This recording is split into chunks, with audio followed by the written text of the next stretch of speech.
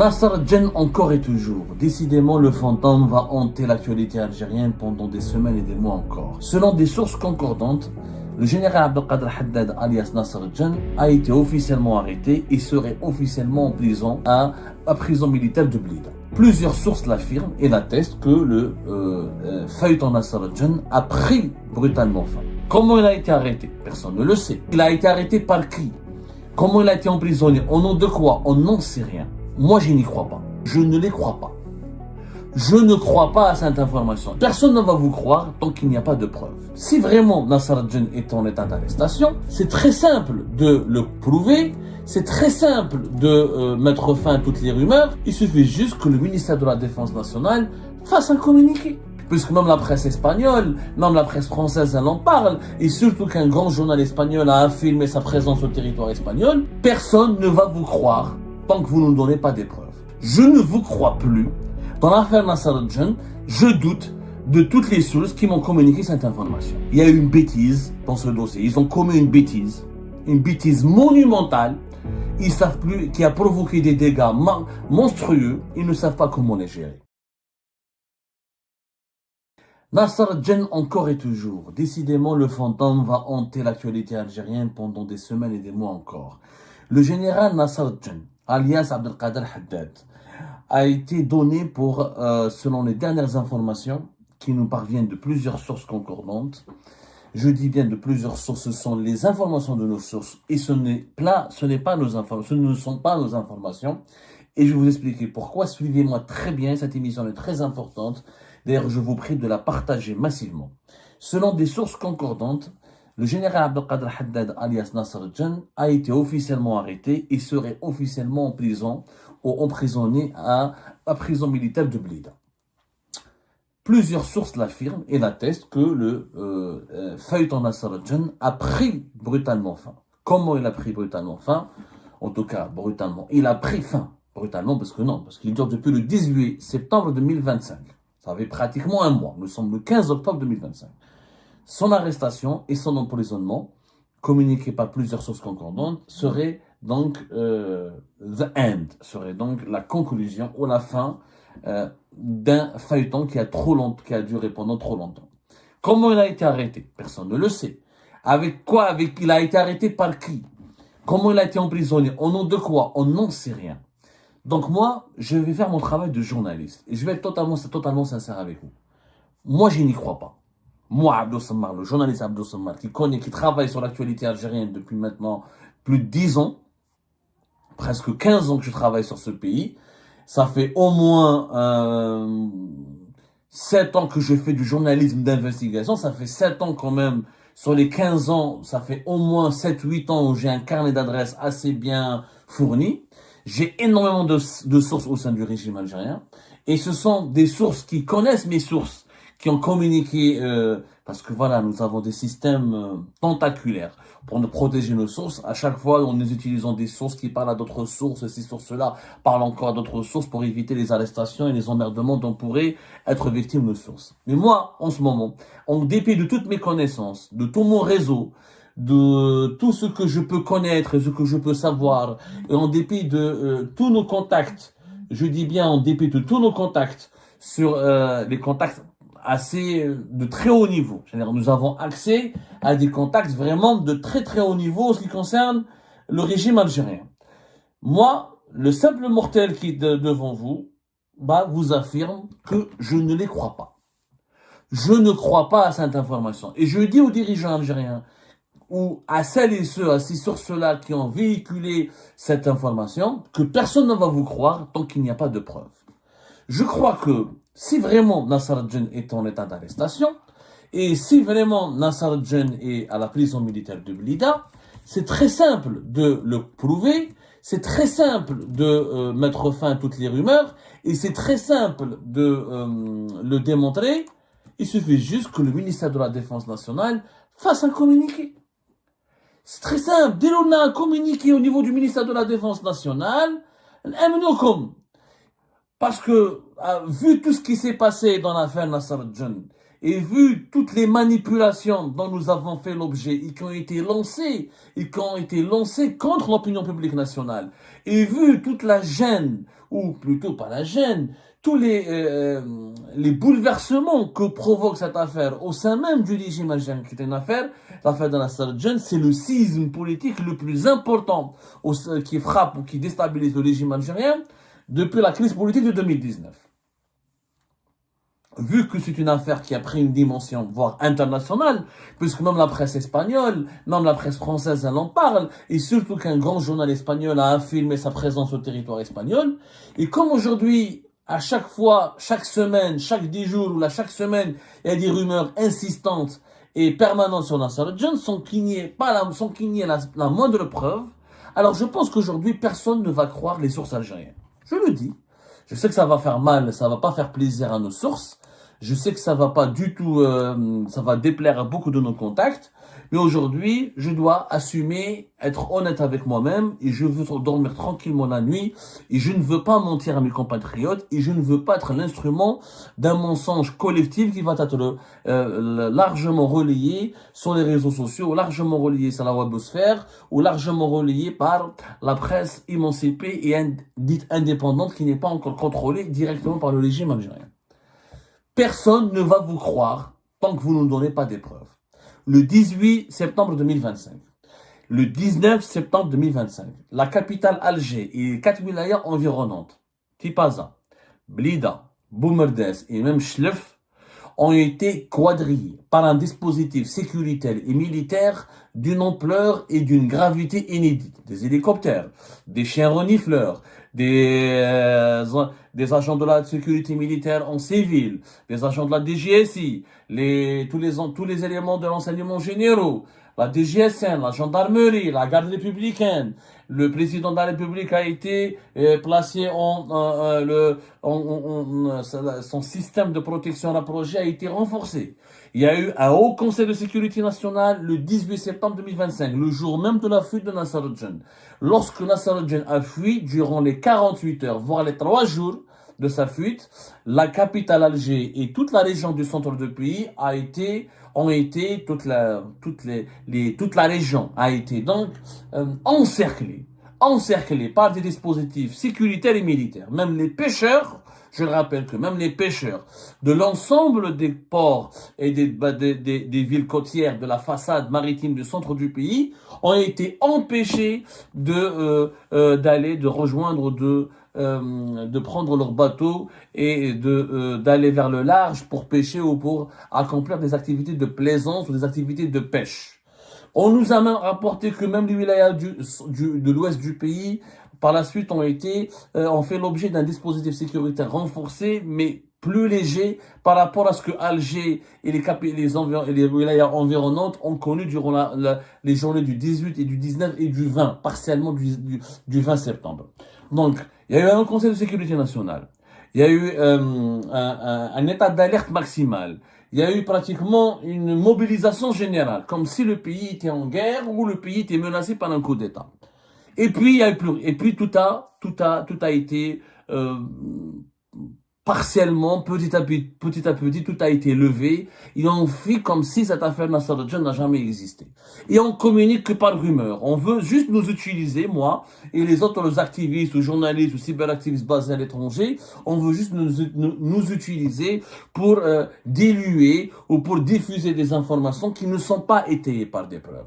C'est très simple. Le pouvoir algérien, s'il a arrêté vraiment Nasser Al-Jen, il n'aurait pas raté cette occasion pour bomber le torse.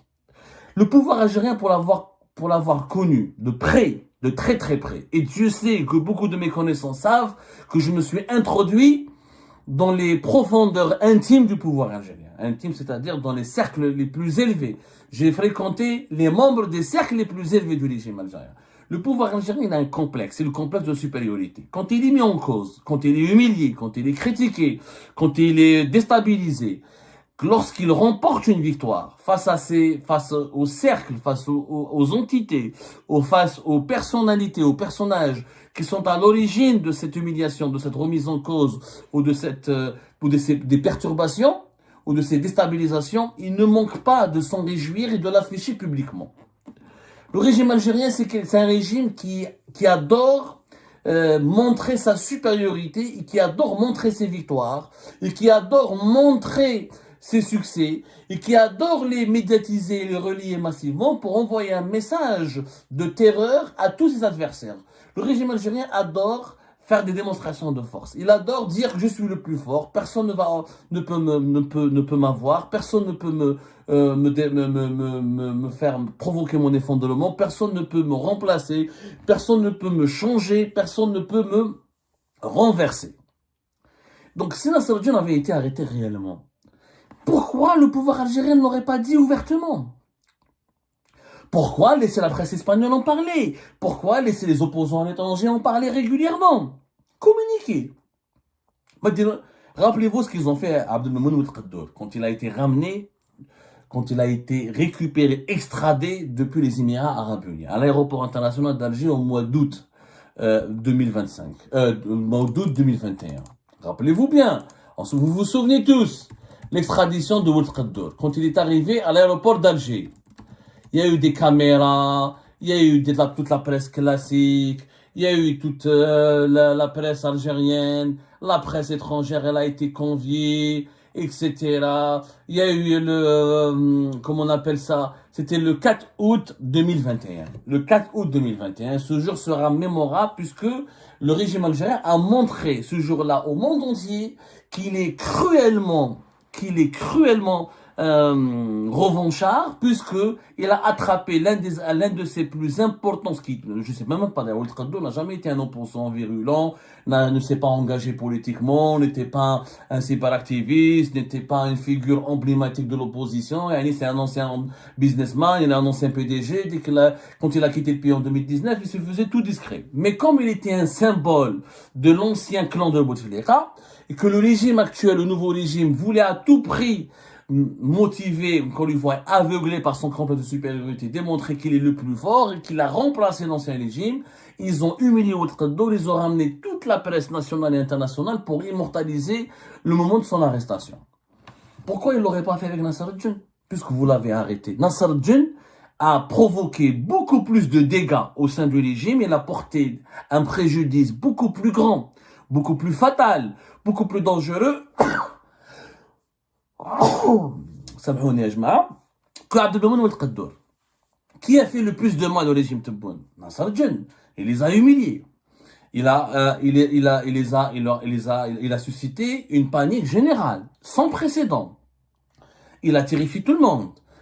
Ils ont eu peur. Ils ont cru que Nasser Djen va monter un commando, qu'il voulait tuer Tebboune ou qu'il voulait tuer Chengriha. Ils l'ont recherché avec tous les moyens disponibles, aériens, de renseignement, militaires, même les chiens, renifleurs, ils les ont mobilisés.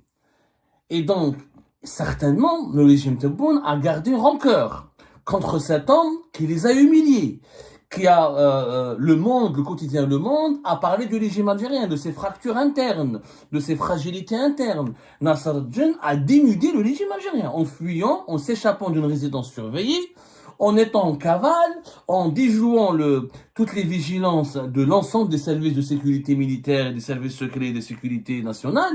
Il a démontré que le régime algérien était un régime fragile, faible. Donc il les a vraiment humiliés. Ce que Nasser Djen a fait contre le régime Tebboune, ni Ouelkaddour, ni Bouteflika, ni Saïd, ni personne d'autre n'a pu le faire. Il a vraiment humilié. Et il a vraiment touché à l'honneur même du régime algérien. Puisqu'il a ridiculisé, il l'a fait passer pour un régime impuissant, inefficace, qui n'a pas le contrôle total du pays, ni le contrôle entier du pays comme il le prétend. Donc, une fois qu'il a arrêté, le régime va ils vont même pas l'utiliser. Ils vont pas l'utiliser comme une bête de scène pour dire, voilà, nous l'avons arrêté, etc. Alors, certaines sources me disent, non, mais c'est un général, ils peuvent pas l'exposer comme Ouelkaddour, c'est pas un civil, c'est un ancien patron des services secrets, ils vont pas l'exposer comme une bête de cirque, ils vont pas le mettre en scène, ça serait choquant, ça serait un déshonneur pour l'institution militaire, mais ils l'ont déjà fait en 2019 quand ils ont arrêté Général Tawfiq ou Bachir Tartag. Ils ont filmé la scène. On se souvient tous de ces images du mois de mai 2019 quand Général Tawfiq et Bachir Tartag montaient sur les marches de la cour militaire du tribunal militaire de Blida. Ils l'ont déjà fait. Et vous allez me dire, mais non, à l'époque, il n'y avait pas de président, c'était Gaïd Saleh, etc. Ok, alors, il n'y a pas d'image. Pourquoi pas un communiqué? Pourquoi pas un communiqué? Pourquoi la presse propagandiste proche du régime algérien ne parle pas de cette arrestation? Il y a qu'au moins le régime algérien, il avait une autre façon de faire. Quand il voulait clamer victoire, quand il voulait bomber le torse et quand il voulait montrer ses muscles, il a à sa disposition une galaxie de journaux. El Watan, le Soir d'Algérie, le Khabar, le Chourouk, qui l'utilisaient régulièrement en leur donnant tous l'information, en leur demandant tous d'écrire et de dire, voilà, Nasser al-Din a été arrêté, nous l'avons entre nos mains, il s'est pas échappé, c'est nous qui l'avons eu, c'est nous qui avons obtenu sa tête, ce n'est pas lui qui a obtenu notre tête. Aucun titre de la presse algérienne affilié directement, indirectement au pouvoir algérien n'a parlé de l'affaire Nasser al-Din. Juste la dernière fois, il y a eu le Khabar le Soir d'Algérie, ils ont démenti 4 jours après les révélations de confidentiel des Nations Sombrero, comme quoi Nasser al-Din est toujours en Algérie. Mais sans détail, c'était juste pour démentir le confidentiel. Et c'était que le Khabar et le Soir. Ce n'est pas toute la presse algérienne qui a été utilisée pour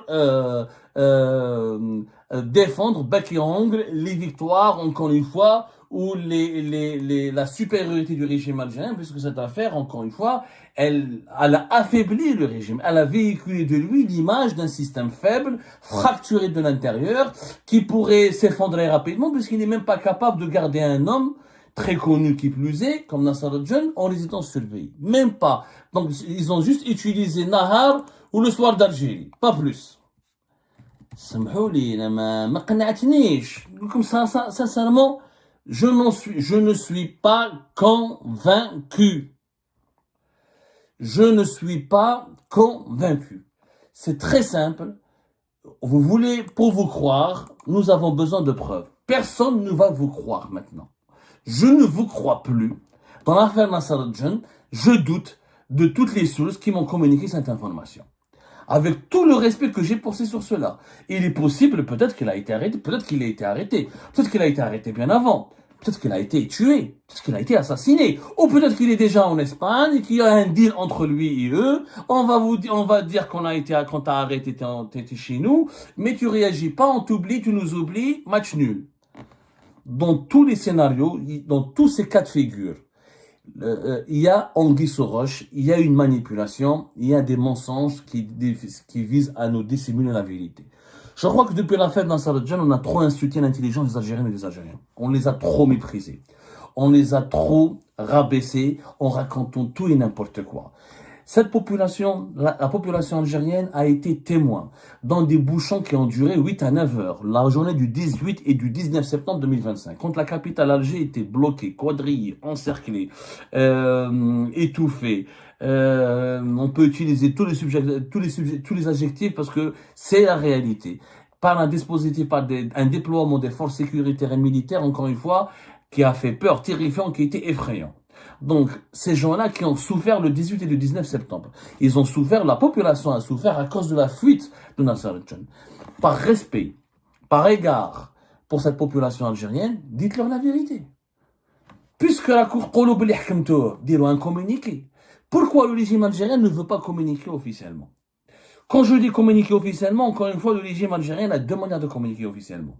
La communication officielle, par un communiqué, ou la communication officieuse par le biais de l'APS, des radios publiques et des médias publics, ou la communication officielle de niveau 2, ce que j'appelle moi la communication officieuse de la communication officielle, le degré 1, ou la communication officielle ou officieuse du deuxième degré. La communication officieuse du premier degré, c'est l'APS et la radio publique et les médias publics. La communication officieuse du deuxième degré, c'est la presse nationale en Algérie, notamment les titres de la presse papier, les anciens titres de la presse algérienne qui datent de la fin du début des années 90, les Al Watan, le Soir d'Algérie, Chourouk, An-Nahal, Khabar et les autres. Il aurait pu, face le régime algérien, simple, il sort le même article, la même information, traitée différemment, commentée autrement, mais qui sort dans toutes les colonnes de la presse algérienne. Voilà. Là, oui, c'est une information qui est confirmée. À partir du moment où c'est une information confirmée, le régime autorise sa diffusion pour informer l'opinion publique et pour dire à l'opinion publique, voilà ce qui s'est passé, voilà ce que nous avons fait. Surtout quand il s'agit d'un fait glorieux. Parce que arrêter un général, ancien patron des services, qui a pu s'échapper d'une résidence surveillée et dont la fuite a été, et dont l'arrivée en Espagne a été annoncée par la média espagnole. Donc, l'arrêter et l'emprisonner serait une victoire éclatante pour le pouvoir algérien. Pourquoi? Donc, les titres de la presse nationale n'ont pas été autorisés ou n'ont pas été instruits de communiquer là-dessus et d'informer les Algériennes et les Algériens. Comme ça, le régime algérien sortira par la grande porte dans cette histoire. C'est le régime puissant, où personne ne peut lui échapper, personne ne peut la lui faire à l'envers, personne ne peut le renverser, personne ne peut le tromper, même y compris un certain Nasser al-Djen. Rien, silence total. Il y a toujours Abdou Sammar, Amir DZ, Saïd Ben Zdira qui parle. C'est tout. L'Ukraine, mais personne ne veut parler, personne ne peut parler. Moi, encore une fois, j'ai reçu cette information. Je n'ai pas la preuve qu'elle soit vraie. Et je n'y crois pas. Je vous dis sincèrement, je n'y crois pas. J'ai discuté avec mes sources, j'ai discuté avec mes interlocuteurs, je n'y crois pas. Et personne ne va vous croire. Et je le dis aux autorités algériennes, parce que cette information, si elle est sortie, c'est qu'il y a eu des sources officielles. Maintenant, j'ai discuté avec des interlocuteurs avant, ils disent Abdou, mais non, le fait que ça sorte qu'il est à Blida, ça fragilise le pouvoir, ça le met en difficulté, ça le met en porte-à-faux, etc. Moi, je sais une chose, c'est que s'ils veulent pas communiquer officiellement, c'est où ils craignent la réaction de Nasser al-Djen, où ils craignent la réaction de son entourage, où ils craignent que des opposants, des journalistes indépendants basés à l'étranger ne finissent par trouver la vérité, ce qui pourrait les discréditer énormément. Ou s'ils veulent pas communiquer, la quatrième thèse, s'ils veulent pas communiquer officiellement, c'est que pour eux, il y a eu une bêtise dans ce dossier. Ils ont commis une bêtise monumentale. Ils savent plus, qui a provoqué des dégâts monstrueux. Ils ne savent pas comment les gérer. C'est la seule explication que j'ai. Encore une fois, Nasser al-Djen est annoncé à la prison militaire de Blida. Par plusieurs sources concordantes. Il est annoncé en état d'arrestation.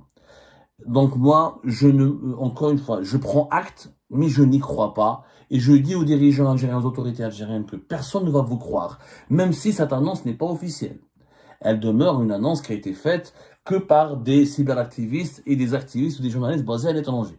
Ni la presse nationale, ni les médias publics ou privés n'ont voulu en parler. Donc, je le dis et je le répète, personne ne va vous croire tant que vous ne montrez pas vos preuves. Et ben c'est la fin de cette vidéo les amis, je vous remercie comme d'habitude pour avoir suivi jusqu'à la fin.